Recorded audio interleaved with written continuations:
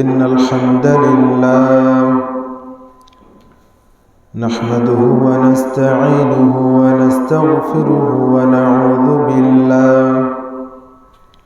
ونعوذ بالله من شرور أنفسنا ومن سيئات أعمالنا.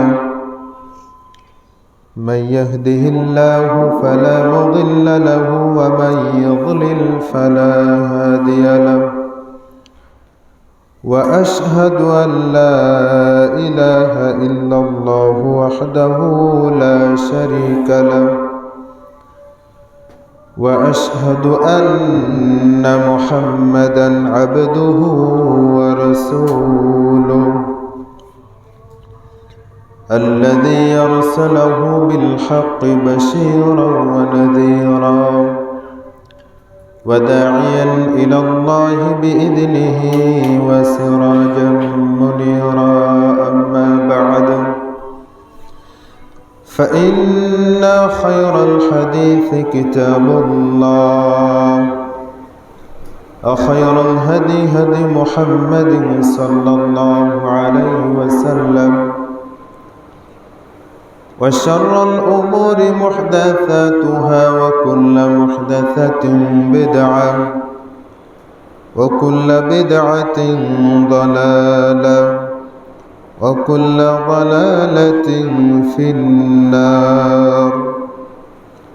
أما بعد، فقد قال الله تبارك وتعالى في كلامه المجيد وفرقانه الحميد بعد أعوذ بالله من الشيطان الرجيم. يا أيها الذين آمنوا اتقوا الله حق تقاته ولا تموتن إلا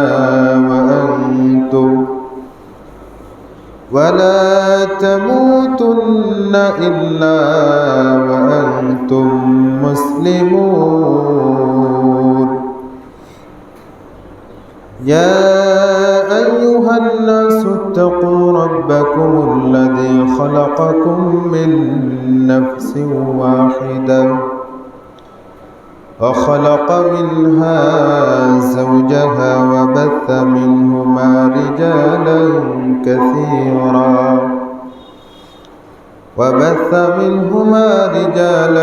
كثيرا ونساء. واتقوا الله الذي تساءلون به والأرحام، إن الله كان عليكم رقيبا. يا أيها الذين آمنوا اتقوا الله وقولوا قولا سديدا يصلح لكم أعمالكم ويغفر لكم ذنوبكم، ومن يطع الله ورسوله فقد فاز فوزا عظيما. وقال تعالى: ولتكملوا العدة ولتكبروا الله على ما هداكم لعلكم تشكرون. وقال رسول الله صلى الله عليه وسلم: من صام رمضان إيمانا واحتسابا غفر له ما تقدم من ذنبه. رواه البخاري. رب اشرح لي صدري ويسر لي أمري واحلل عقدة من لساني يفقه قولي। সম্মানিত উপস্থিত মুসল্লিবৃন্দ, প্রশংসা আল্লাহ সুবহানাহু ওয়া তাআলার জন্য, যিনি আমাদেরকে আজকে 2026 সালে 1447 হিজরি সনে রমাদান মাসের শেষ জুমায় ঈদের আগের দিন উমর ইবনুল খাত্তাব রাদিয়াল্লাহু আনহু জামে মসজিদে গুরুত্বপূর্ণ আলোচনা শ্রবণ এবং জুমার দিনের হক আদায়ের লক্ষ্যে আমাদেরকে মসজিদে একত্রিত হওয়ার জন্য তৌফিক করে দিয়েছেন। এই জন্য আল্লাহ তাআলার দরবারে শুকরিয়া আদায় করছি, আলহামদুলিল্লাহ। সালাত ও সালাম বর্ষিত হোক প্রিয় নবী, সর্বশ্রেষ্ঠ নবী আহমদ মুহাম্মদ মুস্তফা সাল্লাল্লাহু আলাইহি ওয়াসাল্লামের ওপর, যাকে আল্লাহ সুবহানাহু ওয়া তাআলা আমাদের অনুসরণের জন্য চূড়ান্ত আদর্শ রূপে প্রেরণ করেছেন। রাসূল সাল্লাল্লাহু আলাইহি ওয়াসাল্লামের পরিবার পরিজন, সাহাবায়ে কেরাম, তাবেঈন, তাবেঈন, সালাফে সালেহিন, যারাই রাসূল সাল্লাল্লাহু আলাইহি ওয়াসাল্লামকে পরিপূর্ণ অনুসরণের জন্য চেষ্টা করেছেন, করছেন, আগামীতেও করবেন, আল্লাহ তাআলা সকলের উপরে শান্তি বর্ষণ করুন, আমিন। আজকে আমরা সংক্ষিপ্ত সময়ে গুরুত্বপূর্ণ আলোচনা পেশ করব রমজানের বিদায় উপলক্ষে কিছু কথা এবং আগামীকালকে ঈদ, সেই ঈদের কিছু মাসআলা মাসাইল নিয়ে ইনশাআল্লাহ। আল্লাহ সুবহানাহু ওয়া তাআলা আমাদেরকে পবিত্র কোরআন এবং সহিহ হাদিস সালাফদের মানহাজ অনুযায়ী জানার, বুঝার এবং আমল করার জন্য তৌফিক করে দিন, আমিন। সম্মানিত উপস্থিতি, রমাদানুল মুবারক আমাদের মধ্য থেকে বিদায় নিতে চলেছে। ঠিক যেমনভাবে সারা বছর অতিক্রম করার পরে আল্লাহ সুবহানাহু ওয়া তাআলা আমাদের অনেককেই রমাদান মাস দান করেছিলেন দয়া করে। ঠিক এই রমাদান মাস দেখতে দেখতে একদিন, 2 দিন, 3 দিন এইভাবে চলতে চলতে পুরো রমাদান মাস আজকে শেষের দিকে, রমাদানের একেবারে শেষ প্রান্তে আমরা উপস্থিত। আমরা একটু কনফিউজ ছিলাম যে ঈদ কোন দিনে হয়। কয়েকদিন আগে থেকে আমরা এটা একটু কনফিউজ ছিলাম যে ঈদ কোন দিনে হয়, জুমার দিনেই নাকি পরের দিন শনিবারে। তা আমি বলেছিলাম যে ঈদ যদি জুমার দিন হয় তবুও আলহামদুলিল্লাহ, 2টা ঈদ একসাথে হচ্ছে। আর ঈদ যদি শনিবার হয় তবুও আলহামদুলিল্লাহ, ঈদের আগেই আমরা ঈদ পেয়ে যাচ্ছি, তাই না? ঈদের আগেই আমরা ঈদ পেয়ে যাচ্ছি, মানে রমাদান মাসের মধ্যে আলহামদুলিল্লাহ 5টা জুমা পাওয়া গেল। তো 5টা জুমা মানে 5টা ঈদ পাওয়া গেছে, আলহামদুলিল্লাহ, তোমরা আলহামদুলিল্লাহ। তো এটা আল্লাহ সুবহানাহু ওয়া তাআলার দয়া। আল্লাহ তাআলা এই জুমার দিনগুলো, এই রমাদান মাসের প্রতিটা মুহূর্ত এবং সামনে ঈদ, আল্লাহ সুবহানাহু ওয়া তাআলা যাদের ব্যাপারে চাইবেন তাদেরকে দান করবেন। তো এটা আল্লাহ সুবহানাহু ওয়া তাআলার বড় দয়া। রাসূলুল্লাহ সাল্লাল্লাহু আলাইহি ওয়াসাল্লাম 2য় হিজরিতে রমাদানের সিয়াম ফরজ হওয়ার পর থেকে তিনি 11 হিজরিতে মারা গেছেন। মাঝে তিনি 8টা রমাদান পেয়েছেন।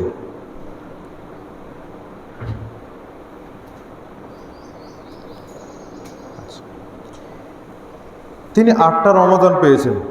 আর সাহাবায়ে কেরামদের অনেকেই এমন ছিলেন যারা রমাদান মাস কেউ পেয়েছেন, কেউ পাননি। মানে ইসলাম গ্রহণ করেছেন, যুদ্ধে গেছেন, শহীদ হয়ে গেছেন, তার মানে তিনি রমাদান পাননি। যিনারা পেয়েছেন তাদের মধ্যে অনেকের এমন হয়েছে যে 1টা রমাদান পেয়েছেন, 2টা রমাদান পেয়েছেন, 3টা রমাদান পেয়েছেন, এইরকম হয়েছে। রাসূল সাল্লাল্লাহু আলাইহি ওয়াসাল্লাম 8টা রমাদান পেলেন। তো উম্মতে মুহাম্মাদি হিসেবে আমাদের একটা ফজিলত হলো যে আমাদের হায়াত কম, কিন্তু আমাদের নেক আমল বেশি হওয়ার কারণে কিয়ামতের দিন পূর্ববর্তী সকল নবী এবং উম্মতদের তুলনায় আমরা আগে হিসাব দিব, আগেই জান্নাতে যাব। এটা আমাদের একটা ফজিলত। তো আমরা এই জায়গা থেকে চিন্তা করি যে মুহাম্মদ সাল্লাল্লাহু আলাইহি ওয়াসাল্লাম রমাদান পেলেন 8টা, সাহাবায়ে কেরাম কেউ পেয়েছেন অল্প, কেউ আবার পাননি। তারা কিভাবে তাদের সময়গুলোকে মূল্যায়ন করেছেন।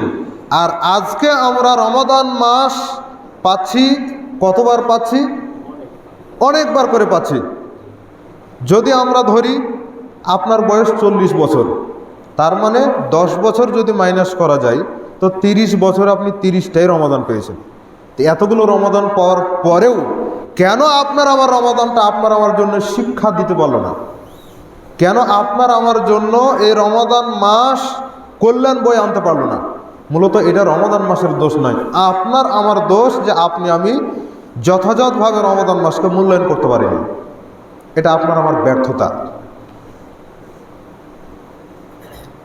বছর গড়িয়ে যখন রমাদান মাস আসছে, রমাদানের প্রস্তুতিতে আপনার আমার প্রস্তুতি থাকে ভিন্ন। সব কিছুর দাম বেড়ে যাবে। বাংলাদেশের প্রেক্ষাপট, রমাদান মাস মানে সব কিছুর দাম বেড়ে যাবে। তাহলে সব কিছু আগে আগে কিনে নাও। রমাদান মাসের প্রথম 20টা দিন যা হওয়ার হলো, ইফতার আয়োজন বিভিন্ন জায়গাতে হয়েছে। যারা যারা ইফতার আয়োজন এভাবে করেছে, অধিকাংশের নিয়তি হচ্ছে উল্টা, লোক দেখানো, রিয়া। এভাবে করেই রমাদান মাস পার করে দিল। শেষ দশকে এসে শুরু হয়ে গেল মার্কেট করা, বাজার করা। ঈদের দিন নতুন পোশাক পরতে হবে। কে শিখিয়েছে নতুন পোশাক পরতে হবে? উত্তম পোশাক পরার কথা আমরা হাদিস অনুযায়ী পাই, কিন্তু উত্তম মানে কি নতুন? কেন? আপনার বাড়িতে এতগুলো পোশাক রয়েছে, তার মধ্যে একটা ভালো পোশাক হয় না? ওই পোশাকটা দিয়ে আপনি আমি চলতে পারি না? উত্তম পোশাক মানে কি নতুন পোশাক, যেটা আজকে আপনি আমি বুঝে নিয়েছি। ঠিক এইভাবে করতে করতে শেষ দশকটাকে আমরা পার করে দিলাম। নিজের বাজার, স্ত্রী সন্তানের বাজার, আরও অনেকের বাজার ঘাট করতে করতে গোটা শেষ দশকটাই শেষ। রমাদানকে মূল্যায়ন করতে পারলাম না। মূলত আমাদের অবস্থা হয়েছে তাই। একটা ছাত্র যে সারা বছর পড়াশোনা করে না, ও পরীক্ষার সময় এসে পড়াশোনা করতে পারে? ওকে পড়াশোনা করাতে পারবে না। ও শুধু সময় গুনবে যে এখনও তো 5 দিন বাকি আছে, তাহলে একটু আরাম করে নিই।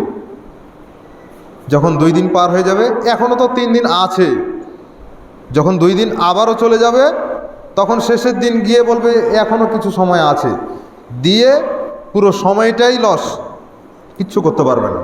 আমাদের অবস্থায় হয়েছে তাই। সারা বছর মসজিদ চিনে না, সারা বছর আল্লাহকে জানে না, নবীকে চিনে না, নবীকে জানে না, কোরআন হাদিসের নাম মুখে পর্যন্ত আসে না, বরঞ্চ বিরোধিতা করেই বেশি। সারা বছর মসজিদের কিবলা কোন দিকে আছে এটা পর্যন্ত জানে না। তো এই মানুষটা এসে তারাবিতে দীর্ঘ সময় ধরে তারাবি পড়বে আপনার মনে হয়? এই মানুষটা এসে সারা 11 মাস সে ইবাদত করলো না, আর এই রমাদান মাসে সে ইবাদত করতে পারবে? এটা আপনার মনে হয়? কিভাবে সম্ভব? মূলত রমাদান মাসটা আল্লাহ সুবহানাহু ওয়া তাআলা দিয়েছেন, সিয়াম ফরজ করেছেন। আল্লাহ বলছেন, ইয়া আইয়ুহাল্লাযীনা আমানু কুতিবা আলাইকুমুস সিয়াম, হে ঈমানদারগণ তোমাদের উপরে সিয়াম ফরজ করা হয়েছে। তাহলে সিয়াম ফরজ করা হয়েছে ঈমানদারদের জন্য। যে সারা বছরই মসজিদে আসেন ওই ঈমানদার? ওর ঈমানই তো নাই, ওর ঈমানেই তো সমস্যা। তাহলে ও কিভাবে রমাদান মাসকে কাজে লাগাবে? আপনি আমি হাদিস পড়েছি, কিন্তু বুঝটা হয়ে গেছে আমাদের ভিন্ন, যার কারণে রমাদান মাসটাকে কাজে লাগাতে পারিনি। সম্মানিত উপস্থিতি, রাসূল সাল্লাল্লাহু আলাইহি ওয়াসাল্লাম রমাদান মাস আসলে বলতেন, হাদা শাহরু রমাদান, এটা হচ্ছে রমাদান মাস। এ রমাদানের মধ্যে এমন একটা রাত রয়েছে যেই রাতটা হচ্ছে 1000 মাসের চাইতে দামি, মানে লাইলাতুল কদর। লাইলাতুল কদরের কথা আল্লাহ রাসূল বলছেন যে এটা হচ্ছে 1000 মাসের চাইতে দামি। 1000 মাস বলতে আমরা যেমন বুঝি যে লোকটা কোটি কোটি টাকার মালিক। কয় কোটি? এটা কি বলেছি? কোটি কোটি বলেছি, মানে সংখ্যাধিক্য বোঝানোর জন্য এই কথাটা বলা হচ্ছে। আমি বলছি আপনাকে 100 বার কল দিলাম, তারপর আপনি কলটা রিসিভ করলেন না, তা আসলে কি 100 বার দেওয়া হয়েছে? 100 বার দেওয়া হয়নি। তার মানে কি? সংখ্যাধিক্য বুঝাচ্ছি। আল্লাহ সুবহানাহু ওয়া তাআলা লাইলাতুল কদরের গুরুত্বটা বুঝাতে গিয়ে ঠিক এভাবেই বলেছেন, লাইলাতুল কদরে খায়রুম মিন আলফি শাহর, যে লাইলাতুল কদরটা হচ্ছে হাজার হাজার হাজার মাসের চাইতে দামি। এই একটা রাত কীরকম দামি সামান্য উদাহরণে বুঝতে পারবেন। এটা বলে আমরা আলোচনায় যাই। কত বড় নিয়ামত আমরা হারালাম, কত বড় নিয়ামত আমরা হারাতে বসেছি আজকে, তাই না? চলে তো গেল, রমাদান মাস শেষ হয়ে গেল। লাইলাতুল কদরের জন্য আল্লাহ রসুল যে শেষ 10টা রাতকে গুরুত্ব দিতে বললেন, তারপরও আবার বললেন যে বিজোড় রাতগুলোকে কাজে লাগাও, সেগুলো আমাদের মধ্য থেকে চলে গেল। আমরা কত বড় মাহরুম হয়ে গেলাম লাইলাতুল কদর থেকে। রাসূল সাল্লাল্লাহু আলাইহি ওয়াসাল্লাম বলছেন, মান সামা রমাদান ঈমানান ওয়া ইহতিসাবা গুফিরা লাহু মা তাকাদ্দামা মিন যামবিহি, যে ব্যক্তি ঈমানের সাথে নেকির আশায় গোটা রমাদান মাসের সিয়াম পালন করবে, তার ফজিলত হচ্ছে গুফিরা লাহু মা তাকাদ্দামা মিন যামবিহি, তার পূর্বের সব গুনাহ আল্লাহ সুবহানাহু ওয়া তাআলা ক্ষমা করে দেবেন। এই ফজিলত একদিন 2 দিন সিয়াম পালন করে, পুরো রমাদান মাস সিয়াম পালন করে। তিনি বলছেন, মান কামা রমাদান, যে ব্যক্তি রমাদান মাসে কিয়াম করবে, তারাবির সালাত আদায় করবে, রাতে জেগে জেগে সালাত আদায় করবে, ঈমানা ওয়া ইহতিসাবা, ঈমান সহকারে নেকির আশায়, গুফিরা লাহু মা তাকাদ্দামা মিন যামবিহি, যদি সে এটা করতে পারে তাহলে তার পূর্বের সব গুনাহ আল্লাহ সুবহানাহু ওয়া তাআলা ক্ষমা করে দিবেন। এটা কি একদিন তারাবি পড়ে না সারা মাস তারাবি পড়ে এই ফজিলত? সারা মাস পড়ে এই ফজিলত পাওয়া যাচ্ছে। কিন্তু পরেরটা দেখেন, তিনি বলছেন, মান কামা লাইলাতুল কদরে ঈমানান ওয়া ইহতিসাবা গুফিরা লাহু মা তাকাদ্দামা মিন যামবিহি, যে ব্যক্তি লাইলাতুল কদরের রাত্রে ঈমান এবং নেকির আশায় রাত জেগে ইবাদত করবে, গুফিরা লাহু মা তাকাদ্দামা মিন যামবিহি, তার পূর্বের সব গুনাহ আল্লাহ তাআলা ক্ষমা করে দিবেন।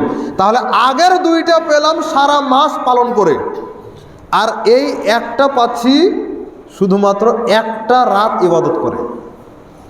তো একটা রাত ইবাদত করে এত বড় ফজিলত, মানে এটা জাস্ট বুঝালাম যে রমাদান মাসের সিয়াম পুরো মাস পালন করে তারপরে না গুনাহ মাফের একটা নিশ্চয়তা পাওয়া যাবে। পুরো মাস কিয়াম করে তারপরে না একটা গুনাহ মাফের নিশ্চয়তা পাওয়া যাবে। কিন্তু লাইলাতুল কদর একটা রাত, এই একটা রাত যদি আপনার আমার তাকদিরে মিলে যায়, তাহলে এক রাত ইবাদত করে ওই আগের যে ফজিলতগুলো ছিল 1 মাস করে, এই ফজিলতটা একইভাবে পাওয়া যাবে একটা রাতে ইবাদত করে। তাহলে কত বড় নিয়ামত আমাদের মধ্য থেকে চলে গেল, আপনি চিন্তা করতে পারেন। অথচ আমরা কি গুরুত্ব দিয়েছি? গুরুত্ব দেওয়ার সুযোগ আমাদের হয়নি। অনেকে আমরা গুরুত্ব দিতে পারিনি। আল্লাহ সুবহানাহু ওয়া তাআলা কি সিস্টেমে আপনাকে আমাকে এটাকে দিয়েছেন। আল্লাহ রাসূল বললেন, পুরো রমাদানের মধ্যে রয়েছে লাইলাতুল কদর। আল্লাহ তাআলা বললেন, শাহরু রমাদান আল্লাযী উনজিলা ফীহিল কুরআন, কোরআন নাজিল করেছে রমাদান মাসে। তিনি বলছেন, ইন্না আনজালনাহু ফি লাইলাতিন মুবারাকা, কোরআন নাজিল করেছি মুবারক রজনীতে। ইন্না আনজালনাহু ফি লাইলাতুল কদর, কোরআন নাজিল করেছি লাইলাতুল কদরে। তাহলে লাইলাতুল কদর রয়েছে রমাদান মাসের মধ্যে। এখন আল্লাহ সুবহানাহু ওয়া তাআলা সিলেবাসটাকে ছোট করে দিলেন। ছোট করতে করতে সেটাকে শেষ দশকে নিয়ে আসলেন। শেষ দশকে নিয়ে এসে আবার তিনি বিজোড় রাতগুলোতে দিয়ে দিলেন। সেভাবেও আমরা মূল্যায়ন করতে পারলাম না, এভাবে আমরা কাজে লাগাতে পারলাম না। আমরা তো আহলুল হাদিস মানুষ। এনটিভিতে কিছু প্রোগ্রাম হয়েছে রমাদান মাসে, দেখেছেন? মক্তব অলিম্পিয়াড 2026, সেখানে আমি যেখানে দায়িত্ব রয়েছি সেখান থেকে 2 জন বাচ্চা ছিল। তো তাদেরকে সাথে নিয়ে থেকেছি, এজন্য আমি পরিবেশটা জানি যে আদর্শ শিক্ষা বই বা তালিমউদ্দিন এখন যেটা আপডেট হয়েছে, এ বই থেকে পুরো বই তাদেরকে মুখস্থ করানো হয়েছে। তার মধ্য থেকে পুরো বই মুখস্থ করিয়ে এনটিভি থেকে ভিডিও কনফারেন্সের মাধ্যমে তাদের ইন্টারভিউ নিয়ে 40-37 জনের মধ্য থেকে তাদেরকে 28 জনে নিয়ে আসা হয়েছে। এই 28 জন অলিম্পিয়াডে চান্স পেয়েছে, মানে তারা এনটিভিতে যাবে। 28 জনই প্রথম 7টা পর্বের মধ্যে তাদেরকে পাওয়া যাবে টিভিতে। তারপরে দেখা গেল যখন তাদেরকে নিয়ে ভিডিওতে যাওয়া হবে, এনটিভিতে রেকর্ড করা হবে, তখন তাদেরকে পর্বগুলো আলাদা আলাদাভাবে দিয়ে দেওয়া হলো। 4 জন মিলিয়ে একটা পর্ব। প্রথম 4 জনে 1 নম্বর পর্ব, দ্বিতীয় 4 জনে 2 নম্বর পর্ব, তৃতীয় 4 জনে 3 নম্বর পর্ব। তাহলে আপনি চিন্তা করে দেখেন, প্রথমে সবগুলোই মুখস্থ করানো হয়েছে, কিন্তু যখন এনটিভিতে নিয়ে যাওয়া হলো তখন তাদের জন্য সিলেবাসটা হালকা করে দেওয়া হলো না? আল্লাহ সুবহানাহু ওয়া তাআলা আমাদের জন্য ঠিক এভাবেই করে দিয়েছিলেন, কিন্তু তারপরেও আমরা মূল্যায়ন করতে পারলাম না। রাসূল সাল্লাল্লাহু আলাইহি ওয়াসাল্লাম বলছেন যে এই মাসের মধ্যে রয়েছে একটা রাত, সেটার নাম হচ্ছে লাইলাতুল কদর। যে ব্যক্তি এই লাইলাতুল কদরের কল্যাণ থেকে বঞ্চিত হবে, সে ব্যক্তি গোটা পৃথিবীর, গোটা মাসের, সারা বছরের কল্যাণ থেকে সে বঞ্চিত হয়ে যাবে। কত বড় রাত ছিল, আমরা মূল্যায়ন করতে পারলাম না। অথচ রাসূল সাল্লাল্লাহু আলাইহি ওয়াসাল্লাম রমাদান পেয়েছেন কম, কাজে লাগাতে পেরেছেন। সাহাবায়ে কেরাম রমাদান পেয়েছেন কম, কাজে লাগাতে পেরেছেন, সময়টাকে কাজে লাগাতে পেরেছেন তারা। আর আজকে আমরা সময় পাওয়ার পরেও সময়টাকে কাজে না লাগিয়ে সময়গুলোকে অবহেলা করে নষ্ট করছি। এই সময়গুলোরও হিসাব কিন্তু কিয়ামতের দিন দিতে হবে।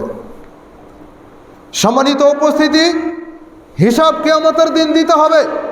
রমাদান মাস শেষ হলো, আজকে আমরা মনে করছি যে রমাদান মাস শেষ হলো মানে আগামীকালকে ঈদ, তাহলে তো আমাদের আনন্দেরই বিষয়, আমাদের তো আনন্দেরই বিষয়।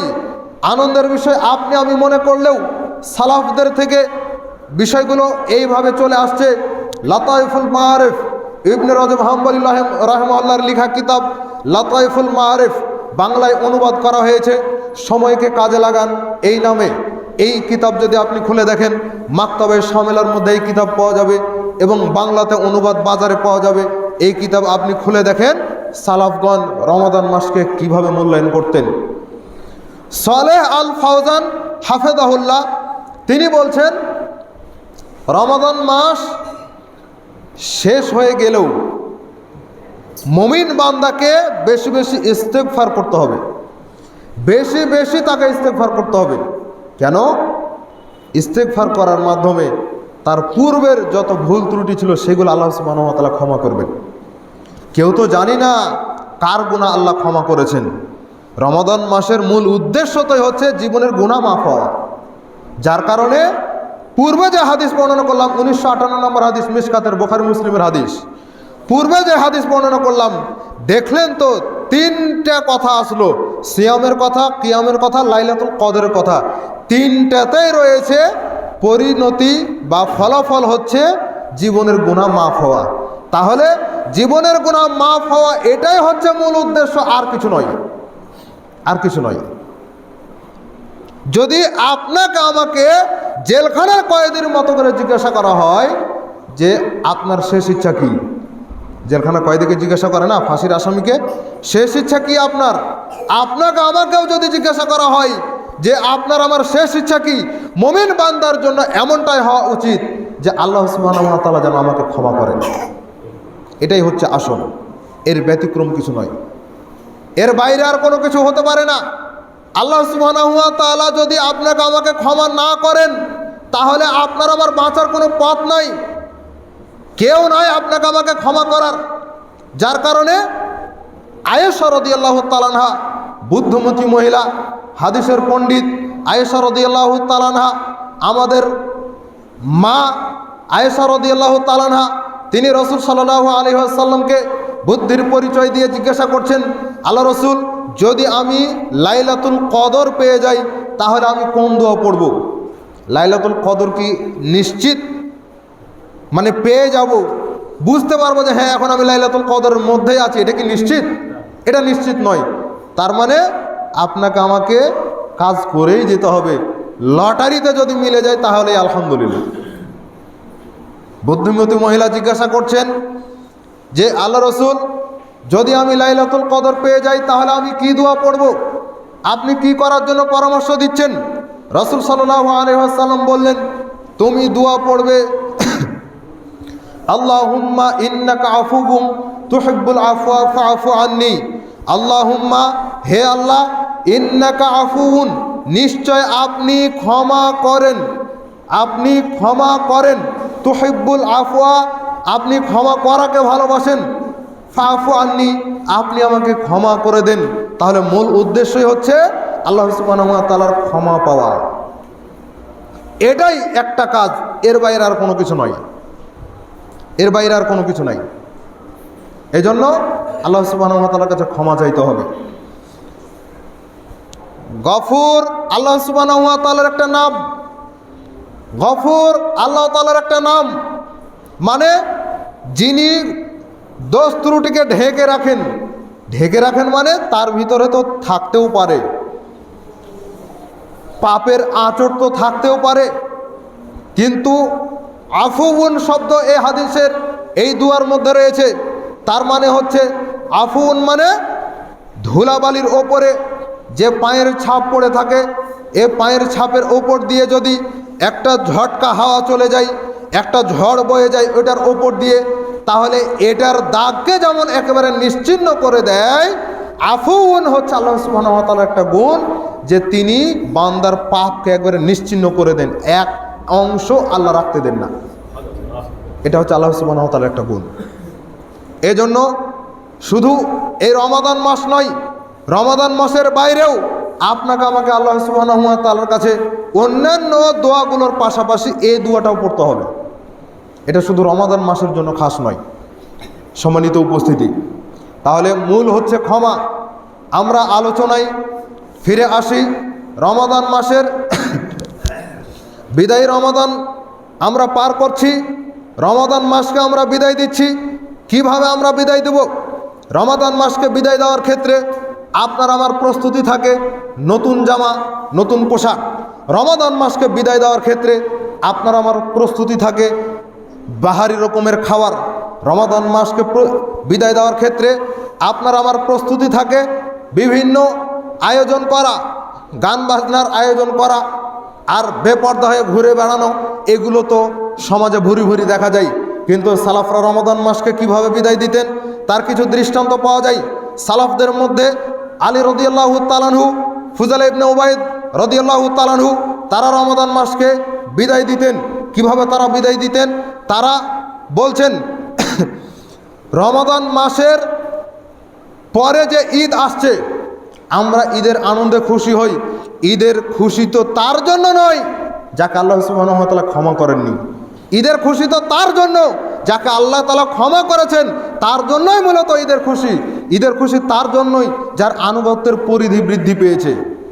কিছু মানুষ আমরা আছি যারা রমাদান মাসে যতটুকু ইবাদত করেছি, রমাদান মাস পার হয়ে গেলে আমাদের ইবাদতও চলে যায়, আমাদের ইবাদতও শেষ হয়ে যায়। আমরা মনে করলাম যে আমাদের ইবাদত আনুষ্ঠানিকতার মধ্যে সীমাবদ্ধ। আমাদেরকে রমাদানের মধ্যে যে প্রভাবে প্রভাবিত ছিলাম আমরা, ইবলিস শয়তান বন্দী ছিল, বড় বড় শয়তানগুলোকে বন্দী করে রাখা হয়েছিল, আর জান্নাতের দরজা খোলা ছিল, জাহান্নামের দরজা বন্ধ করা ছিল, আসমানের দরজা খোলা ছিল, রহমতের দরজা খোলা ছিল। এত প্রস্তুতি দিয়ে আল্লাহ সুবহানাহু ওয়া তাআলা রমাদান মাসকে সাজিয়েছিলেন। আর লাইলাতুল কদরকে আল্লাহ সুবহানাহু ওয়া তাআলা ফেরেশতা মণ্ডলীকে দিয়ে সাজিয়ে রেখেছিলেন। এই সময়গুলোতে আমরা যেভাবে করে ইবাদত করেছিলাম, ইবাদত আমাদের মধ্যে আমাদের অন্তরকে যেভাবে প্রভাবিত করেছিল, এই প্রভাব ধরে রাখার জন্য আমাদেরকে আপ্রাণ চেষ্টা করতে হবে। প্রভাব ধরে রাখা মানে রমাদান মাসে যেভাবে ইবাদত করেছি, রমাদানের পরেও আমাদেরকে সেই ইবাদতগুলোকে টিকিয়ে রাখার জন্য চেষ্টা করতে হবে। এটাই হচ্ছে রমাদানের প্রভাব। রমাদান মাসে যেভাবে করে পাপ থেকে বিরত থেকেছি, রমাদানের পরেও পাপ থেকে বিরত থাকতে হবে। এটাই হচ্ছে রমাদানের প্রভাব, যেটা আপনার আমার মধ্যে থাকা উচিত, অথচ আমরা সেগুলো পাই না।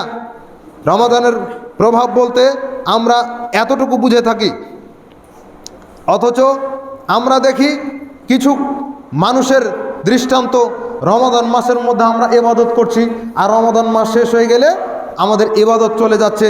এ সম্পর্কে বিশর আল হাফি রাহিমাহুল্লাহর কাছে এসে এক ব্যক্তি বলছেন যে আমাদের গোত্রের মধ্যে কিছু লোক রয়েছে যারা রমাদান মাসে খুব ইবাদত করছে, খুব পরিশ্রম দিয়ে তারা ইবাদত করছে, কিন্তু রমাদান মাস যখন চলে যাচ্ছে তখন তারা আর ইবাদত করে না, ইবাদত থেকে তারা বিমুখতা প্রদর্শন করছে। তখন তিনি আফসোস করে বললেন, সেই সম্প্রদায়, সেই গোষ্ঠী, সেই দল কতই না নিকৃষ্ট, যারা শুধুমাত্র রমাদান মাসে আল্লাহকে চিনে আর রমাদান চলে গেলে তারা আল্লাহকে ভুলে যায়। ওই গোষ্ঠী, ওই সম্প্রদায় কতই না নিকৃষ্ট, যারা রমাদান মাসে আল্লাহকে চিনে আর রমাদান মাস চলে গেলে আল্লাহকে ভুলে যায়। এই মানুষগুলো কতই না নিকৃষ্ট। এইভাবে করে সালাফরা এইভাবে করে তারা মানুষকে ধিক্কার দিতেন, তিরস্কার করতেন। যেই প্রভাবগুলো রমাদানের থাকা উচিত সেগুলো আমরা কেন ধরে রাখতে পারি না, তার একটা কারণ আপনাদের সামনে আমি উল্লেখ করি। সেটা হচ্ছে রমাদান মাসে আমরা খুব সুন্দর ইবাদত করলাম বটে, টাইম টু টাইম ইবাদত করলাম, সাহারির সময়ে সাহারি করলাম, ইফতারের সময় ইফতার করলাম, 5 ওয়াক্ত সালাত জামাতের সাথে আদায় করলাম, কেউ বা তাকবীরে উলার সাথে আদায় করলাম, মসজিদে এসে কোরআনুল কারীম তেলাওয়াত করলাম, আবার রাতে উঠে ইবাদত করলাম, আবার কোরআনুল কারীম তেলাওয়াত করলাম, তারাবির সালাত যত সময় আদায় করলাম। এত কিছু করার পরেও আমাদের মধ্যে সেটার কেন প্রভাব নাই? রমাদান মাসে পাপ কাজ হয় কেন? রমাদান মাসে কেন আমাদের পাপ কাজ হয়? নেকির কাজ কেন কম হয়? রমাদান মাসে একজন ধূমপায়ী ব্যক্তি, নেশাগ্রস্ত ব্যক্তি, নেশাদার দ্রব্য ভক্ষণকারী ব্যক্তি, পানকারী ব্যক্তি, সে সারাটা দিন নেশা থেকে বিরত থাকার পরে ইফতারের পরে কেন আবার তিনি আবার ওই নেশাদার দ্রব্য ভক্ষণ করেন? কেন তিনি নেশাদার দ্রব্য খান অথবা পান করেন? তার কারণ হচ্ছে আমরা ইবাদতকে, এই রমাদান মাসের ইবাদতকে আনুষ্ঠানিকতার মধ্যে সীমাবদ্ধ করে দিয়েছি। আমরা রমাদান মাসের ইবাদতকে আনুষ্ঠানিকতার মধ্যে সীমাবদ্ধ করে দিয়েছি, যার কারণে আমাদের মনে হয় যে শুভে সাদিক থেকে শুরু করে ইফতার পর্যন্ত, সূর্য ডুবা পর্যন্ত এ সময়টাই শুধুমাত্র না খেয়ে থাকতে হয়। এটাই শুধুমাত্র রমাদান, এটাই শুধুমাত্র সিয়াম। তার বাইরে আমরা যা কিছু করি না কেন তাতে কোনো সমস্যা নেই। এটা হচ্ছে আমাদের ইবাদতকে একটা আনুষ্ঠানিকতার মধ্যে সীমাবদ্ধ করে দেওয়া। সমাজের অনেক লোককে আমরা দেখতে পাই শুধুমাত্র জুমার দিন সালাত আদায় করে, শুধুমাত্র রমাদান মাসে সালাত আদায় করে, শুধুমাত্র ঈদের দিন সালাত আদায় করে, শুধুমাত্র জানাজাতে এসে সালাত আদায় করে, তারপরেও তার দাপটের শেষ থাকে না। কেন? সে আনুষ্ঠানিকতার মধ্যে সীমাবদ্ধ করে নিয়েছে ইবাদতকে। এইভাবে করে ইবাদত করে আল্লাহকে সন্তুষ্ট করা যাবে না। এইভাবে করে ইবাদত করে রমাদানের প্রভাবকে নিজের মধ্যে টিকিয়ে রাখা যাবে না। আল্লাহ সুবহানাহু ওয়া তাআলা তার রাসূলের মাধ্যমে যেটা জানালেন, ঈমানের সাথে নেকির আশায় আমল করা, ঈমানা ওয়া ইহতিসাবা। খুলে দেখেন ওবায়দুল্লাহ মোবারকপুরী রাহিমাহুল্লাহ, তার যে কিতাব রয়েছে, তার কিতাব মিরআতুল মাফাতিহ এর 6 নম্বর খণ্ডের 405 পৃষ্ঠার মধ্যে তিনি ঈমানের বিবরণ উল্লেখ করেছেন। তিনি বলছেন, ঈমানের সাথে কাজ করা মানে, ঈমানের সাথে করা মানে হচ্ছে বিশুদ্ধ নিয়তের সাথে ইবাদত করা। ঈমানের সাথে করা মানে পাপ থেকে বিরত থাকা। ঈমানের সাথে করা মানে রিয়া থেকে মুক্ত থাকা। এই 3টা শর্ত তিনি উল্লেখ করলেন। এরপরে ওয়াইহতিসাবা, নেকির আশায় করা মানে, নেকির আশায় করা মানে ইবনে হাজার আসকালানী রাহিমাহুল্লাহ ফথুল বারীর 4 নম্বর খণ্ডের 115 পৃষ্ঠার মধ্যে তিনি বলছেন যে নেকির আশায় আমল করা মানে সেটা হচ্ছে আল্লাহ সুবহানাহু ওয়া তাআলার নির্দেশ মোতাবেক আমল করা এবং আল্লাহ তাআলা আমাকে নেকি দিবেন এই উদ্দেশ্যে আমল করা। এটা হচ্ছে ইহতিসাবা, নেকির আশায় আমল করা। এভাবে করে যদি আমরা আমল করতে পারতাম তাহলে আমরা এটার প্রভাবকে টিকিয়ে রাখতে পারতাম, তাহলে আমরা এর প্রভাবকে টিকিয়ে রাখতে পারতাম।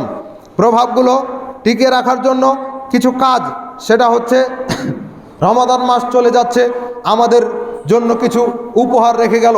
রমাদান মাস চলে গেল, আমাদের জন্য থেকে গেল কিছু উপহার। তার একটা হচ্ছে সালাত আদায় করা, যেটা আমরা 5 ওয়াক্ত সালাত আদায় করি। 5 ওয়াক্ত ফরজ সালাত আদায় করতে হবে তো হবেই, 5 ওয়াক্ত সালাত আদায় করতে হবে তো হবেই। 5 ওয়াক্ত সালাত আদায় করার পাশাপাশি সুন্নাত নফল যেগুলো রয়েছে ফরজের আগে পরে সেগুলো আদায় করতে হবে। এগুলো তো আদায় করতে হবেই হবে, সাথে সাথে তাহাজ্জুদ সালাতে অভ্যাসী হতে হবে।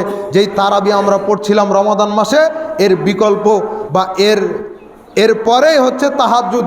তারাবি যেটা আমরা এশার পরে পড়ছিলাম, তাহাজ্জুদ যেটা শেষ রাতে পড়া হয়, একটা পড়লেই হয়, দুটাই হচ্ছে রাতের সালাত, যে কোনো একটা পড়লেই হয়। এই সালাত রমাদান আমাদেরকে দিয়ে গেল, এটা আমাদেরকে টিকিয়ে রেখে যথাযথভাবে আদায় করার জন্য চেষ্টা করতে হবে। সম্মানিত উপস্থিতি, এরপরে রেখে গেল আমাদের জন্য সিয়াম, যেটা আমরা রমাদান মাসের ফরজ সিয়াম আদায় করছিলাম। এই সিয়াম ফরজ সিয়াম তো আদায় করতে হবেই হবে। যদি ফরজ সিয়াম আদায় করা হয়, যেগুলো কাজা থেকে গেছে সেগুলো পরে আদায় করতে হবে।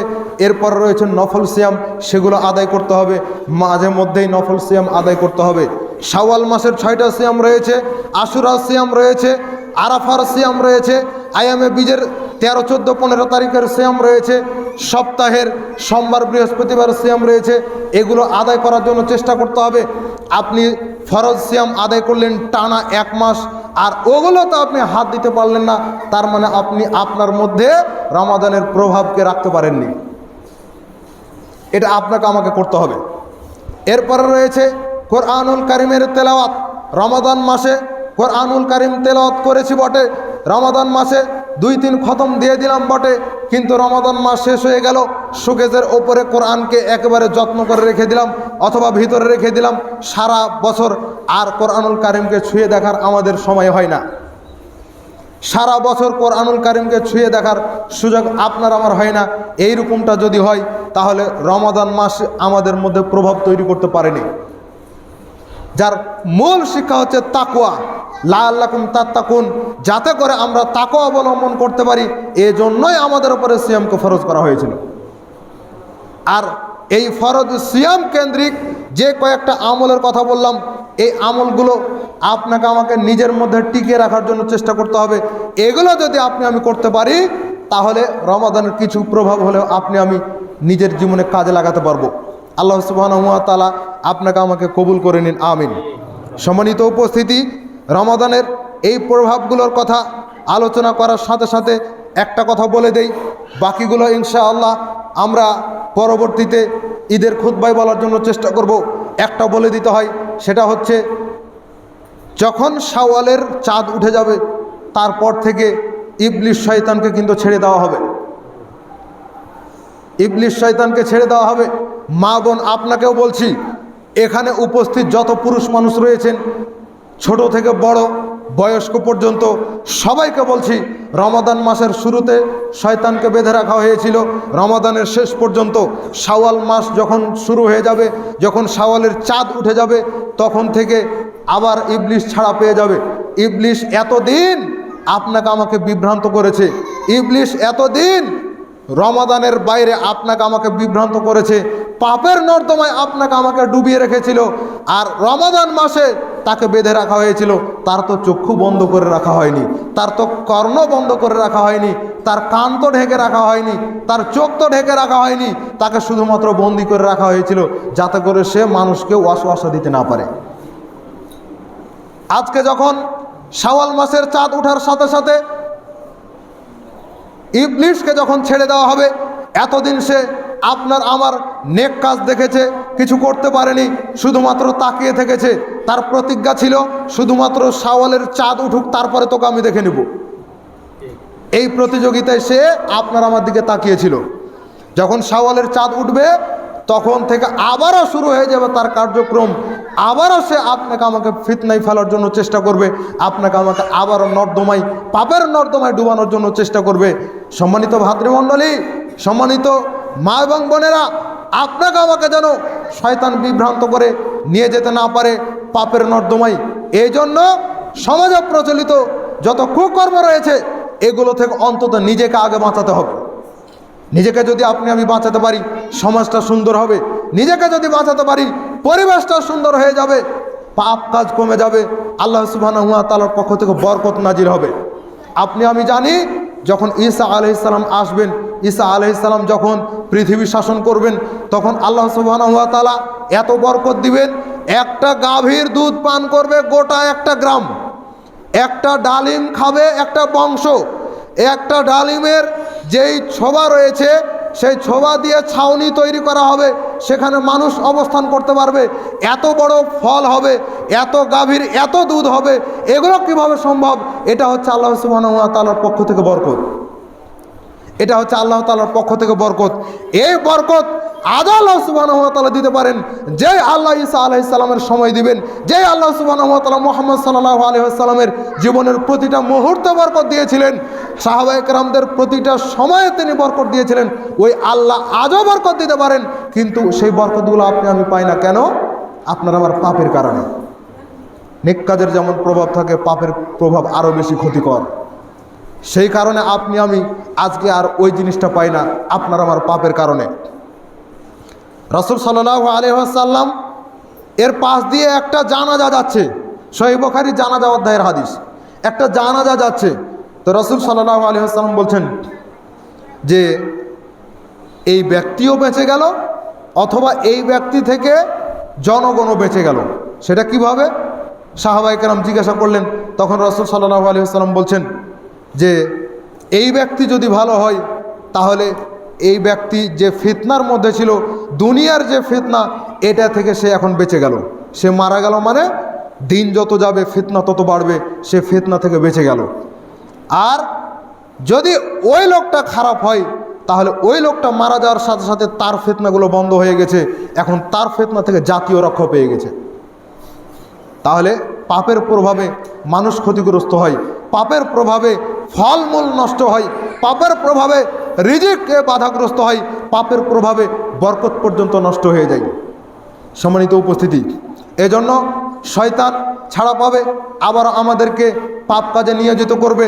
ইবলিস শয়তান যখন আল্লাহ সুবহানাহু ওয়া তাআলার কাছে সময় চেয়ে নিয়েছিল একেবারে কিয়ামত আসার আগ পর্যন্ত, তখন ইবলিস শয়তান বলেছিল, আপনি আমাকে একটু সময় দেন, সময় দেন আমাকে, কিছু মানুষ ছাড়া বাকি আদমের যত সন্তান রয়েছে সবগুলোকে আমি পাপে নিমজ্জিত করে দেব, সবগুলোকে আমি পথভ্রষ্ট করে দেব।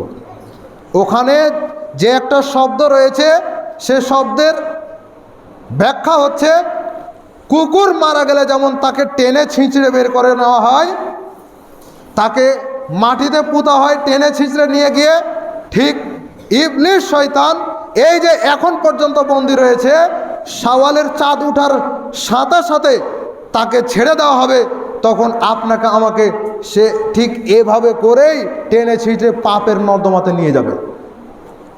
এই জন্য ইবলিসের এই অসুয়াশা থেকে নিজেকে রক্ষা করতে হবে, আল্লাহ সুবহানাহু ওয়া তাআলার কাছে সাহায্য চাইতে হবে, আল্লাহ যেন আমাদেরকে হেফাজত করেন। সম্মানিত উপস্থিতি, এরপরে আমরা সংক্ষিপ্তভাবে একটু বলি, সংক্ষিপ্তভাবে আমরা একটু আলোচনা করি যে আগামীকালকে ঈদ, আল্লাহ সুবহানাহু ওয়া তাআলা আমাদেরকে যেন ক্ষমা করেন এবং এই ক্ষমার যে আনন্দ সেটা যেন আমাদেরকে ভোগ করার জন্য তৌফিক দান করেন। সেই উদ্দেশ্যে কিছু কথা, ঈদুল ফিতরের কিছু করণীয়, ঈদুল ফিতরের ক্ষেত্রে কিছু করণীয় রয়েছে। তার একটা আমরা আগে করতাম, বয়স্ক মানুষগুলো করতো, এখন আমরা অনেকে ভুলে গেছি, চাঁদ দেখার পরে দোয়া পড়া। চাঁদ এখন আমরা দেখি না বললেই চলে, দেখার চেষ্টাও করি না। নিয়ত যদি সঠিক থাকে তো দেখতে পেলাম না, তাতে কি হয়েছে, নেকি তো পাবো, এটা অন্তত মাথায় রাখেন। যদি আপনি সৎ নিয়ত করেন কিন্তু কাজটা আপনি করতে পারেননি, তবু আল্লাহ সুবহানাহু ওয়া তাআলা আপনাকে নেকি দিবেন। আপনি বাড়ি থেকে বের হলেন, জামাতে এসে সালাত আদায় করবেন, মসজিদে এসে জামাতে সালাত আদায় করলে হজ করার নেকি পাওয়া যায়, কবুল হজের নেকি পাওয়া যায়। তো আপনি মসজিদে এসে দেখছেন যে জামাত শেষ হয়ে গেছে, আপনার নিয়ত ছিল আপনি মসজিদে জামাতে সালাত আদায় করবেন, এসে দেখছেন জামাত শেষ হয়ে গেছে, আপনার নিয়তটা যে ঠিক ছিল, আল্লাহ আপনাকে মাহরুম করবেন না, আল্লাহ আপনাকে নেকি দিয়ে দিবেন। প্রত্যেকটা নেক কাজের ক্ষেত্রেও তাই, আল্লাহ সুবহানাহু ওয়া তাআলা এভাবে দিয়ে দিবেন। তো শুধুমাত্র মিডিয়ার দিকে না তাকিয়ে আপনাকে আমাকে একটু চাঁদের দিকে তাকাতে হবে, চাঁদ উঠলো কিনা, চাঁদ যদি উঠে তাহলে দোয়া পড়তে হবে। এইভাবে করে ঈদের দিনের কাজগুলো করতে হবে। আর একটা হচ্ছে 2 নাম্বার তাকবীর পাঠ, তাকবীর পাঠ করতে হবে। শাওয়ালের চাঁদ উঠার পর থেকে শুরু করে ঈদের সালাতের আগ পর্যন্ত তাকবীর পাঠ করতে হবে। এটা হচ্ছে ঈদুল ফিতরের তাকবীর, আল্লাহু আকবার, আল্লাহু আকবার, লা ইলাহা ইল্লাল্লাহ, আল্লাহু আকবার, আল্লাহু আকবার, ওয়ালিল্লাহিল হামদ। এটাই আমরা হাদিস থেকে জানতে পারি, এভাবেই পড়তে হবে। এটা হচ্ছে তাকবীর পাঠ। তারপরে 3 নাম্বার হচ্ছে উত্তম পোশাক পরিধান করা, যেটা আমরা প্রথমে একটু টাচ দিয়েছি, পরে অনেকে আসলেন আবারও একটু শুনে নেন। উত্তম পোশাক মানে নতুন পোশাক নয়। উত্তম পোশাক মানে যে কয়টা আপনার বাড়িতে পোশাক রয়েছে তার মধ্য থেকে যে পোশাকটা ভালো রয়েছে, তার মধ্য থেকে যে পোশাকটা বেশি পরিষ্কার, তার মধ্য থেকে যে পোশাকটাকে আয়রন করে রেখেছেন, ক্যালেন্ডার করে রেখেছেন, এই পোশাকটা আপনি পরবেন। এটাই হচ্ছে উত্তম পোশাক। উত্তম পোশাকের মানে নতুন পোশাক নয়। আয়েশা রাদিয়াল্লাহু তাআলা আনহা রাসূল সাল্লাল্লাহু আলাইহি ওয়াসাল্লামের স্ত্রী, আল্লাহ রাসূলের স্ত্রী আয়েশা লাইলাতুল কদর খুঁজেন শেষ দশকে এসে। আর আপনার আমার আয়েশারা কি করেন? শেষ দশক আসলে তারা বাজার ঘুরে বেড়ায়। শেষ দশক আসলে তারা নতুন কালেকশন কি এসেছে মার্কেট করতে হবে, পুরুষের ধাক্কা খেয়ে চলতে হবে, এটা তারা করে বেড়ায়। আপনি তারপরেও নিজেকে পুরুষ মানুষ দাবি করেন। এইরকম কাপুরুষকে আমরা পুরুষ বলি না। এইরকম কাপুরুষকে মুহাম্মদ সাল্লাল্লাহু আলাইহি ওয়াসাল্লাম পুরুষ বলেননি। নিজের স্ত্রীকে কন্ট্রোল করার জন্য চেষ্টা করতে হবে, নিজের ভিতরে গায়রাত প্রতিষ্ঠা করার জন্য চেষ্টা করতে হবে। স্ত্রী আপনার, মোহর আপনি দিয়েছেন, জবাব আপনাকে দিতে হবে। মেয়ে আপনার টাকার চাউলের ভাত খেয়ে সে মানুষ হয়েছে, আপনার টাকার পোশাক পরে সে চলাফেরা করছে, সে মানুষ হয়েছে, জবাব আপনাকে দিতে হবে। আমার ওপরে চাপিয়ে দিলে হবে না, সমাজের ওপরে চাপিয়ে দিলে হবে না। প্রতিষ্ঠা করেছেন আপনি, মানুষ করেছেন আপনি, জবাব আপনি দিবেন। প্রস্তুতি নেন। আর না হলে আল্লাহকে ভয় করে, জাহান্নামকে ভয় করে, নিজের পরিবারকে, নিজে যেমন জাহান্নাম থেকে বাঁচার জন্য চেষ্টা করছেন, নিজে যেমন টুপি পরছেন, আপনার স্ত্রীর, আপনার কন্যার গায়ে এবং মাথায় ওড়না দেওয়ার ব্যবস্থা করেন। না হলে এই টুপি, একটা টুপি নয় 10টা টুপি একসাথে মাথায় দিয়েও কোনো কাজ হবে না। নিজে মসজিদের মধ্যে এসে ইবাদত করেন, আর বাড়িতে স্ত্রী, বাড়িতে সন্তান, বাড়িতে কন্যা, তারা ইবাদত করে না, তাহাজ্জুদ পড়েও জান্নাত পাওয়া যাবে না, কারণ তারা আপনার অধীনে রয়েছে, আমার অধীনে নাই। অতএব নিজেকে বাঁচানোর জন্য এইভাবে করে চেষ্টা করে যেতে হবে। মুহাম্মদ সাল্লাল্লাহু আলাইহি ওয়াসাল্লাম যে আদর্শ রেখে গেছেন ঠিক সেভাবেই। এখন আপনি বলেন যে ছেলে মেয়ে বড় হয়েছে তাদেরকে কি শাসন করা যায়? সাবালক সাবালিকা হয়ে গেছে তাদেরকে কি শাসন করা যায়? আপনার গায়রত নাই, এই জন্য আপনি এই কথা বলতে পারেন। আপনি গায়রতহীন পুরুষ, এই জন্য আপনি এই কথা বলতে পারেন। আজকে যদি সে বেপর্দা হয় তাহলে এটার দায়ভার আপনার। মুহাম্মদ সাল্লাল্লাহু আলাইহি ওয়াসাল্লাম পৃথিবীর সর্বশ্রেষ্ঠ মানুষ। নবী রাসূলের পরে পৃথিবীর সর্বশ্রেষ্ঠ পুরুষ মানুষ হচ্ছে আবু বকর রাদিয়াল্লাহু তাআলা আনহু, রাসূল সাল্লাল্লাহু আলাইহি ওয়াসাল্লামের শ্বশুর। মহিলাদের মধ্যে সবচেয়ে দামি মহিলা হচ্ছে আয়েশা রাদিয়াল্লাহু তাআলা আনহা, আল্লাহ রাসূলের স্ত্রী। সর্বশ্রেষ্ঠ মানুষের সামনে সর্বশ্রেষ্ঠ মানুষ হয়ে সর্বশ্রেষ্ঠ নারীকে আবু বকর রাদিয়াল্লাহু তাআলা আনহু মুহাম্মদ সাল্লাল্লাহু আলাইহি ওয়াসাল্লামের সামনে আয়েশা রাদিয়াল্লাহু তাআলা আনহাকে তার কোমরে আঘাত করছেন সামান্য একটা কারণে। বাপ হয়ে বিবাহিত মেয়েকে মারতে পারেন, আর আপনি আপনার সাবালিকা কন্যাকে আঘাত করতে পারেন না। এটা আপনার গায়রতের অভাবের কারণে হচ্ছে, এটা অন্য কোনো কারণে হচ্ছে না। আপনার গায়রত নাই, এই জন্য আপনার স্ত্রী রাস্তা ঘুরে বেড়াতে পারে, আপনার মেয়েটা রাস্তা ঘুরে বেড়াতে পারে বেপর্দা হয়ে। দুঃখিত, জাহান্নাম থেকে বাঁচার জন্য চেষ্টা করতে হবে। আল্লাহ সুবহানাহু ওয়া তাআলা তৌফিক দান করুন। 4 নম্বর হচ্ছে ঈদগাহে যাওয়ার পূর্বে জাকাতুল ফিতর আদায় করতে হবে। 100 পরিমাণ জাকাতুল ফিতর আদায় করতে হবে খাদ্য শস্য দিয়ে। সহিহ বুখারীর মধ্যে হাদিস রয়েছে, সহিহ বুখারীতে কয়েক জায়গা হাদিস রয়েছে, 1503, 1506, এছাড়া আবু দাউদের মধ্যে রয়েছে 1609 নম্বর হাদিস। এছাড়া আরও অনেক জায়গায় হাদিস রয়েছে যা দ্বারা প্রমাণিত হয় যে খাদ্য শস্য দিয়েই ফিতর আদায় করতে হবে, টাকা দিয়ে নয়। আল্লাহ রাসূলের সময় টাকা ছিল না, তিনি টাকা দিয়ে আদায় করতে পারতেন না। কেন তিনি ওটা দিয়ে আদায় না করে তিনি আবার খাদ্য দিয়ে আদায় করলেন? তিনি বুঝলেন গরিবের জন্য কোনটা প্রয়োজন। আর আপনার আমার এত দয়া হয়ে গেছে যে আপনি আমি জাকাতের জায়গাতে দিই কাপড়, আর সাদাকাতুল ফিতর, জাকাতুল ফিতরের খাদ্যশস্যের জায়গাতে দিয়ে আবার টাকা। পুরো শরীয়তটাকে চেঞ্জ করে ফেলেছি। শরীয়ত কি আপনার আমার বাবার, নাকি আপনার আমার ইচ্ছা মতো চলবে? না মুহাম্মদ সাল্লাল্লাহু আলাইহি ওয়াসাল্লামের ইচ্ছা মতো চলবে, না আল্লাহর ইচ্ছা মতো চলবে। মুহাম্মদ সাল্লাল্লাহু আলাইহি ওয়াসাল্লাম নিজের ইচ্ছা মতো কোনো কিছু করতে পারেন না। আমা ইয়ানতিকু আনিল হাওয়া ইন হুয়া ইল্লা ওয়াহয়ু ইউহা। নিজের ইচ্ছা মতো মুহাম্মদ সাল্লাল্লাহু আলাইহি ওয়াসাল্লাম কিছু করতে পারেন না আল্লাহর আদেশ আসার আগ পর্যন্ত, তিনি পারেন না। আর আপনার আমার কোনো সুযোগ আছে? কোনো সুযোগ নাই। তাহলে আপনি আমি কিয়াস করি কিভাবে? আপনি আমি নিজের ইচ্ছা মতো কেমনে এই কাজগুলো করি? কেমনে সম্ভব? এটা হতেই পারে না, খাদ্যশস্য দিয়েই আদায় করতে হবে। সম্মানিত উপস্থিতি, এরপরে রয়েছে ঈদগাহে যাওয়ার পূর্বে গোসল করতে হবে, সুন্নাহ গোসল করতে হবে। গোসল করার পরে উত্তম পোশাক পরলেন, পোশাক পরিধানের পরে আপনি আতর মাখবেন, সুগন্ধি মাখবেন, মেখে আপনি ঈদগাহে যাবেন। ঈদগাহে যাওয়ার পূর্বে আপনি কিছু খেয়ে যাবেন।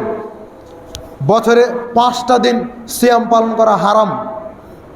আল্লাহ সুবহানাহু ওয়া তাআলার শরীয়তটা আশ্চর্যজনক, আল্লাহ সুবহানাহু ওয়া তাআলার বিধানের হিকমতটা আশ্চর্যজনক।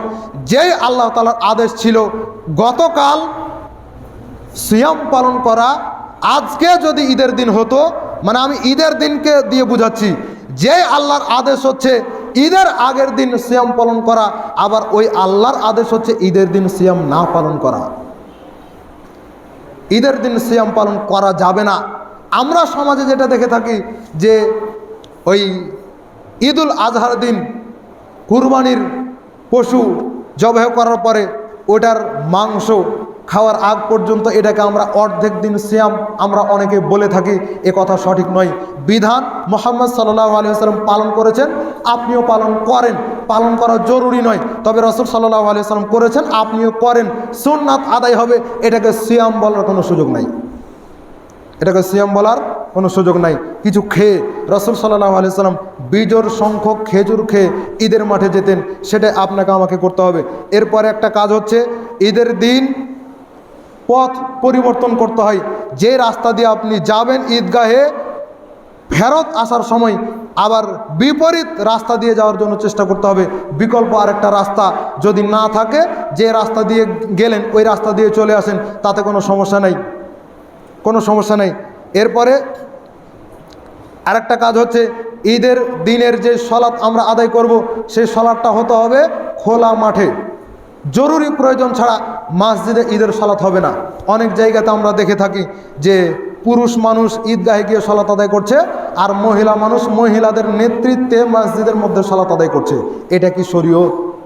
এটা কি আদৌ কখনো সম্ভব? মহিলা মানুষ 5 ওয়াক্ত সালাতের ইমামতি করতে পারে, মহিলা মানুষ তারাবির সালাতের ইমামতি করতে পারে। এছাড়া জুমার দিনের সালাত, মানে জুমার সালাত আর ঈদের সালাতের ইমামতি মহিলা মানুষ করতে পাবে না। জুমার দিনের যে খুতবা রয়েছে, এই খুতবা ইমামের জন্য দেওয়া জরুরি, মুসল্লিদের জন্য মনোযোগ দিয়ে শোনাও জরুরি, তাই নয় কি? ঈদের দিন যে খুতবা রয়েছে, এই খুতবা ইমামকে দেওয়া জরুরি, মুসল্লিদের জন্য ঐচ্ছিক, কিন্তু ইমামকে দেওয়া কি জরুরি? ইমাম খুতবা দিবে, তো মহিলা মানুষ খুতবা দিবে, এটা সম্ভব? কে আপনাকে এটা শিখিয়ে দিল যে মহিলা মানুষ ঈদের সালাত পড়াবে? মহিলাকেও ঈদের সালাত পড়তে হবে পুরুষদের নেতৃত্বে, পুরুষদের অধীনে থেকে। পুরুষদের অধীনে থেকে মহিলারা সালাত আদায় করবে।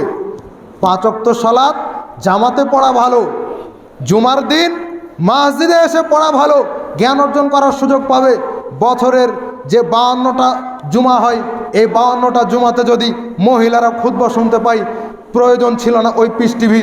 যেই পিস টিভি কিছু মানুষ বন্ধ করেছে, আজকে ঘরে ঘরে পিস টিভি রয়েছে, প্রত্যেকটা মোবাইলে হচ্ছে এক একটা পিস টিভি, প্রত্যেকটা বাড়িতে থাকা কোরআন সুন্নাহর এক একটা কিতাবই হচ্ছে পিস টিভির মতো।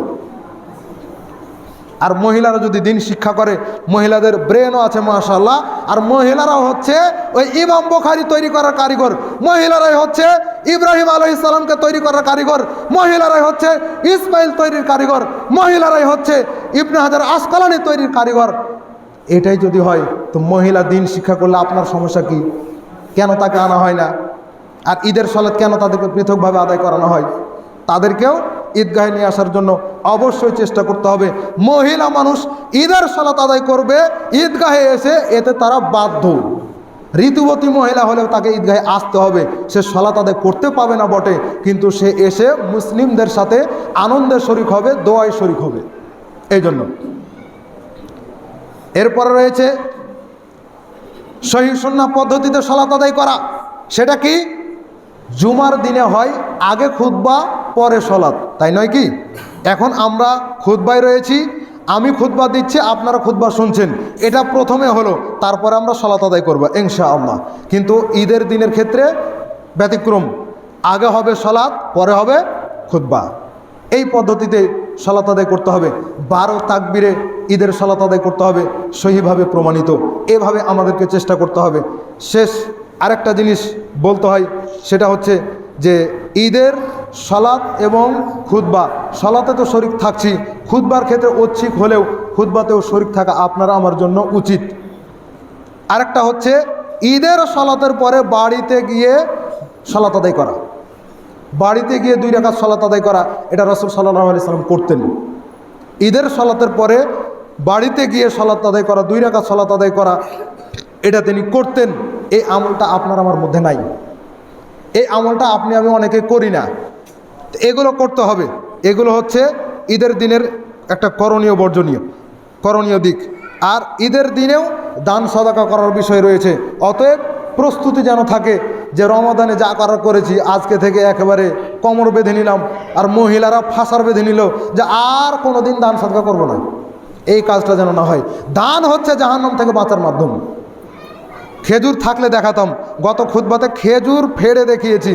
আল্লাহ রাসূল সাল্লাল্লাহু আলাইহি ওয়াসাল্লাম বলছেন, পৃথিবীর মানুষ ইত্তাকুন নারা ওয়ালাউ বিশিক্কিন তামরা, পৃথিবীর মানুষ খেজুরের মধ্যে যে আটি থাকে, খেজুরের মধ্যে যে বিচি থাকে, এই বিচিতে যে নরম চামড়াটা লেগে থাকে, এই চামড়ার সমপরিমাণ দান করে হলেও নিজেকে জাহান্নাম থেকে বাঁচানোর জন্য চেষ্টা করো। তার মানে দানই হচ্ছে জাহান্নাম থেকে বাঁচার একটা গুরুত্বপূর্ণ এবং বড় একটা মাধ্যম। ঈদের দিনেও আপনাকে আমাকে বেশি বেশি দান করতে হবে সম্মানিত উপস্থিতি। এরপরে সুন্নাতি পদ্ধতিতে কুশল বিনিময়, সেটা তাকাব্বালাল্লাহু মিন্না ওয়া মিনকুম। ঈদ মোবারক নয়, পরস্পর সাক্ষাৎ হলে, মোবাইলে কথা বললে, মেসেজ বিনিময় করলে, হোয়াটসঅ্যাপে হোক, ইমোতে হোক, মেসেঞ্জারে হোক, ফেসবুকে হোক, চিঠিতে হোক, যে কোনো মাধ্যমে হোক, যদি মেসেজ বিনিময় করতে হয়, যদি কথা বলতে হয়, সালাম দিয়ে তাকাব্বালাল্লাহু মিন্না ওয়া মিনকুম, মানে রমাদানে যে আমল করলাম আল্লাহ সুবহানাহু ওয়া তাআলা আপনার এবং আমার আমলকে কবুল করে নিন, এইভাবে বলতে হবে। ঈদ মোবারক নয়, তাকাব্বালাল্লাহু মিন্না ওয়া মিনকুম এটা হবে, অথবা তাকাব্বালাল্লাহু মিন্না ওয়া মিনকা, যে কোনোভাবে বলতে পারেন, এটা হবে। এছাড়া নয়। এর সাথে রয়েছে আপনি মুসাফাহা করতে পারেন। যদি সফর করে লোক আসে তাহলে আপনি তার সাথে মুয়ানাকা করতে পারেন, কিন্তু ঈদের দিনে একে অপরের সাথে মুয়ানাকা বা কোলাকুলি করবে, এই সিস্টেম রাসূল সাল্লাল্লাহু আলাইহি ওয়াসাল্লাম দেননি। অতএব এগুলো থেকে আপনাকে আমাকে বেঁচে থাকতে হবে। আল্লাহ সুবহানাহু ওয়া তাআলা আমাদেরকে কবুল করে নিন, আমিন। আল্লাহ সুবহানাহু ওয়া তাআলার কাছে আপনার আমার চাওয়া, আপনার আমার প্রার্থনা, আল্লাহ যেন আমাদের এই রমাদানের আমলগুলোকে কবুল করে নিন, আমিন। আল্লাহ তাআলা যেন আমাদেরকে এই আমলগুলোর প্রভাব ধরে রাখার জন্য তৌফিক দান করেন, আমিন। আল্লাহ তাআলা আমাদের এই আমলগুলোর বিনিময়ে আল্লাহ তাআলা আমাদের জীবনের গুনাহগুলো মাফ করে দিন। আল্লাহ তাআলা আমাদেরকে বাকি সময়গুলো কোরআন এবং সহিহ হাদিস সালাফদের মানহাজ অনুযায়ী আমল করার জন্য তৌফিক দান করুন। আল্লাহ তাআলা আমাদেরকে জাহান্নাম থেকে রক্ষা করুন। ইসলামের ওপরে অটল রেখে ঈমানের সাথে আল্লাহ তাআলা আমাদেরকে কবুল করে নিন, আমিন। বারাকাল্লাহু লানা ওয়া লাকুম ফিল কুরআনিল আযীম।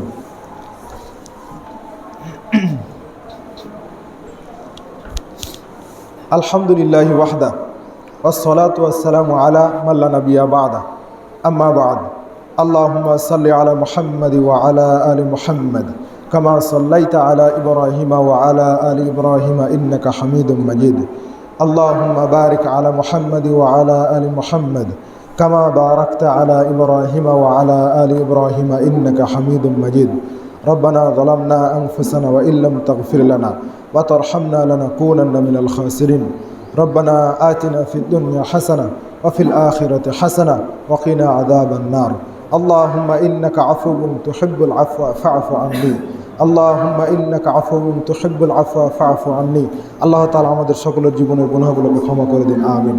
আল্লাহ তাআলা আমাদের সকলকে মুহাম্মদ সাল্লাল্লাহু আলাইহি ওয়াসাল্লামের তরিকা অনুযায়ী ইবাদত করার জন্য তৌফিক দান করুন, আমিন। আল্লাহ তাআলা আমাদের সকলকে সঠিক ইসলামের উপরে অটল রাখুন, আমিন। আমাদের মধ্যে যারা অসুস্থ আল্লাহ তাআলা তাদেরকে সুস্থতা দান করুন। আমাদের মধ্যে থেকে যারা মারা গিয়েছেন আল্লাহ তাআলা তাদেরকে ক্ষমা করুন, জান্নাতের উঁচু স্থান দান করুন, আমিন। প্রিয় উপস্থিতি, আগামীকালকে যে ঈদের সালাত, এই ঈদের সালাত পাশেই অনুষ্ঠিত হবে ঈদের সালাত অনুষ্ঠিত হবে 6:45, তাই না? 6:45, 6:45 সকাল 6:45 ঈদের সালাত অনুষ্ঠিত হবে। আপনারা সবাই সহি সুন্নাহ পদ্ধতিতে সব কার্যক্রমগুলোকে ধারাবাহিকতা বজায় রেখে আমল করত ঈদের মাঠে উপস্থিত হবেন। আল্লাহ তাআলা আমাদের সকলকে কবুল করুন, আমিন। মহিলাদের বিষয়ে কি বলছিলেন যেন? মসজিদে মহিলাদের জন্য ঈদের সালাতের ব্যবস্থা রয়েছে, অতএব মহিলারাও ঈদের সালাতে উপস্থিত হবেন। আল্লাহ তাআলা আমাদের সকলকে কবুল করুন, আমিন। সুবহানাকা আল্লাহুম্মা ওয়া বিহামদিকা আশহাদু আল্লা ইলাহা ইল্লা আনতা আস্তাগফিরুকা ওয়া আতুবু ইলাইক। আসসালামু আলাইকুম ওয়া রাহমাতুল্লাহি ওয়া বারাকাতুহু।